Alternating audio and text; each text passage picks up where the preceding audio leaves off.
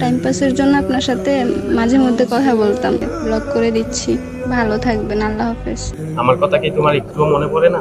না, একটুও মনে পড়ে না। তাহলে তুমি কি আমায় একটুও ভালোবাসো না? আমি কেন আপনাকে ভালোবাসতে যাব? তাহলে এতদিন যে তুমি আমার সাথে কথা বললা?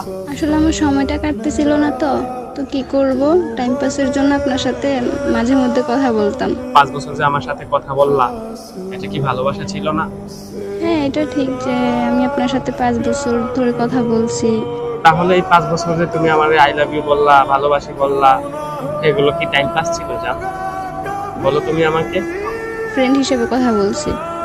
হ্যাঁ, আই লাভ ইউর কথা বলতেছেন, ঠিকই বলছি আমি। হ্যাঁ, ফ্রেন্ডকে কি আই লাভ ইউ বলা যায় না? অবশ্যই বলা যায়, ফ্রেন্ডকেও ভালোবাসা যায়। আর আমাকে নেক্সট টাইম থেকে কল দিবেন না। অ্যান্ড আমি এখন ম্যারিড, আমার বিয়ে হয়ে গেছে, আমার হাজব্যান্ড আছে। সো আমি চাই না এক্সট্রা কোনো ঝামেলা হোক তার সাথে। আমার সাথে ব্লক করে দিচ্ছি। ভালো থাকবেন, আল্লাহ হাফেজ। আচ্ছা, সমস্যা নাই।